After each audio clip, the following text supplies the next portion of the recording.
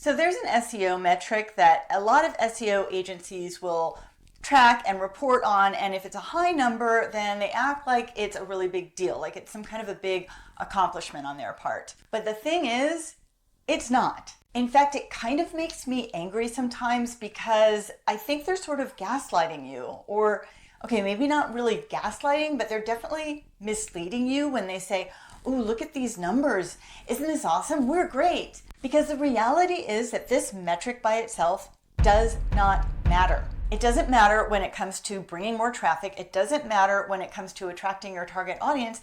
And it definitely doesn't magically make sales rain down from the sky. It's basically just a vanity metric. So in this video, I'm going to pull back the curtain, reveal what this metric is, tell you exactly why it doesn't matter, and then I'm going to share what you actually should be tracking so you can get a much better picture of your overall SEO efforts. So be sure to stick around till the end to find out. Hey, I'm Robin, your B2B marketing bestie. I am a B2B marketing consultant and SEO consultant and a former leader at a B2B marketing agency where I oversaw SEO efforts for clients for many years. And I had seen this happening before, but it really came to light when I took on this client who had been paying an SEO agency for years and they just weren't seeing results. And I looked at the reports they provided, and sure enough, they were reporting on this vanity metric that I'm talking about as if it meant something. It's kind of like when I got that participation award in my 3rd grade softball league, and I was like the worst player on the team. I got stuck in right field. I didn't get a hit all season long, but they still gave me that award. It didn't mean anything, but oh, thanks. And now what is this metric that I'm talking about? It's total ranking keywords. So your agency might hand you a report and say, oh, look, you're ranking for over 1,000 keywords. Isn't that great? And sure, that's a high number and it sounds good, but I'm going to prove to you why this metric really doesn't matter. So let me share this graph. Here we've got a graph that shows the total number of organic keywords for this client from about December 2023 to October 2024. And you'll see here over at the beginning of December, they had about 1.2 thousand organic keywords ranking in Google.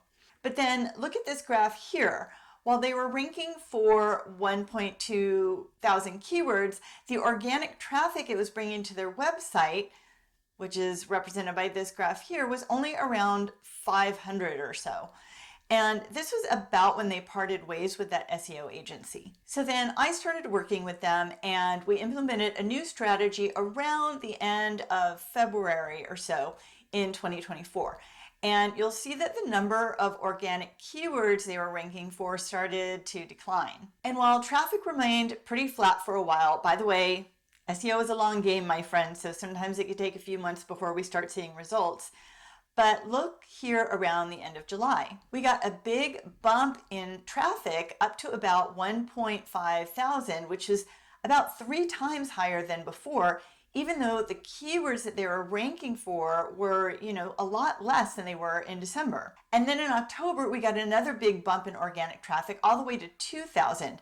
But you'll see that the number of organic keywords we were ranking for was about 916, which was about 300 less than we were ranking for back in December. So clearly the number of keywords that you're ranking for doesn't necessarily mean more website traffic. And what do you think matters more? The number of keywords that you're ranking for or the amount of organic traffic that you're attracting to your site? It's the traffic, of course. Duh.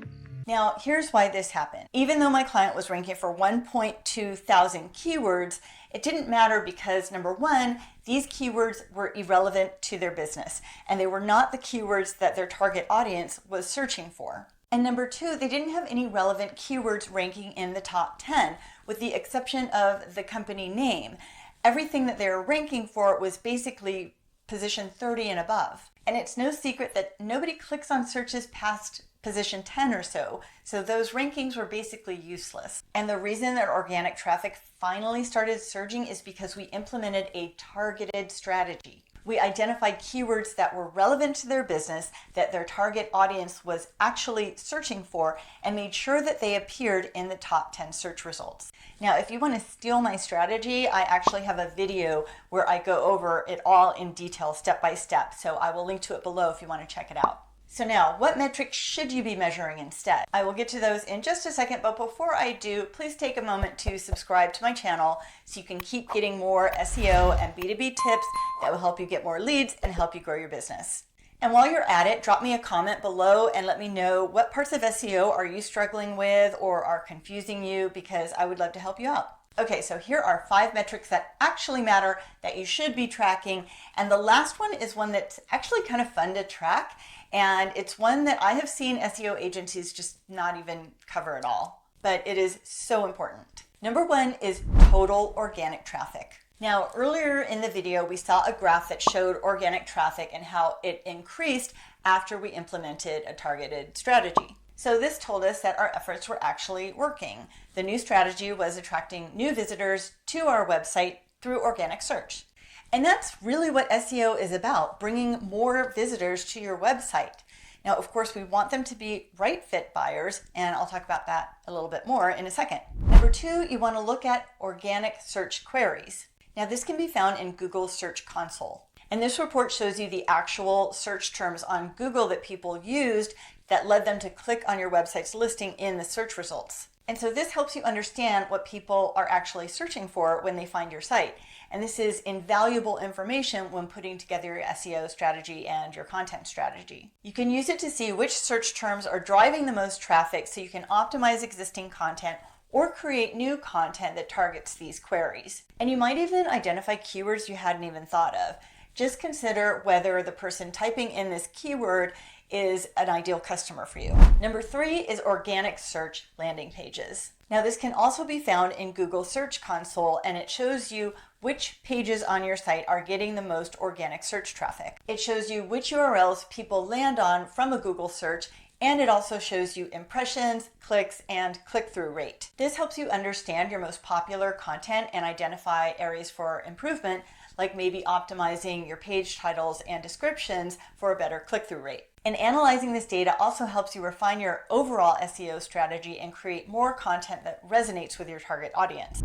Number 4 is website conversions. Now, it can be tricky to tie website conversions back to actual keywords or organic searches, but obviously website conversions are crucial to your marketing strategy, and they're really the ultimate goal here. And when I'm talking about a website conversion, I mean basically somebody filling out a form on your website to inquire about your product or reaching out in some other way. So it's basically generating a lead. Now, Google doesn't really provide any data that links keywords to conversions. You know, they want to maintain an air of mystery over there. Ooh. But there are ways you can glean whether your SEO efforts are making a difference in conversions. And then look for correlations. So are your high converting pages also receiving a lot of organic search traffic? And if so, then your SEO is likely contributing to those conversions. And number 5 is keyword positions.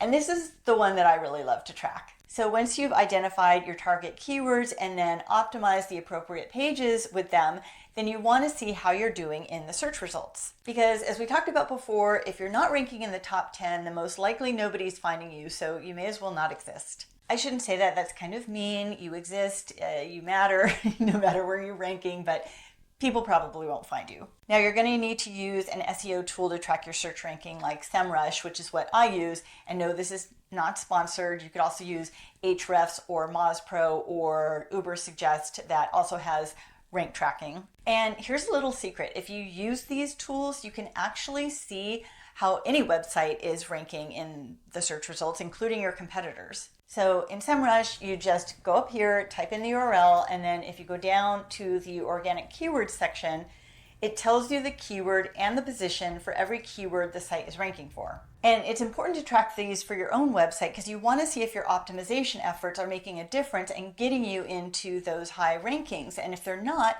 you want to go back and analyze why it's not and then adjust your strategy. Because sometimes maybe you are ranking in the top results and then a competitor comes along and pushes you out.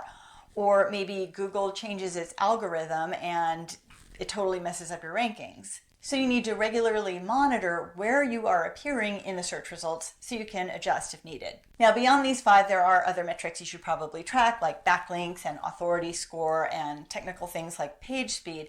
But we're talking mostly about keyword strategy here, so I just focused on the 5 metrics that really have an effect on your keyword strategy. But let me know if you'd like to see a video on some of those other things, and maybe I'll make one. And here's a link to the video that I mentioned earlier that goes through step by step the exact strategy that I used for this client that I talked about that wound up increasing their organic traffic by 400%.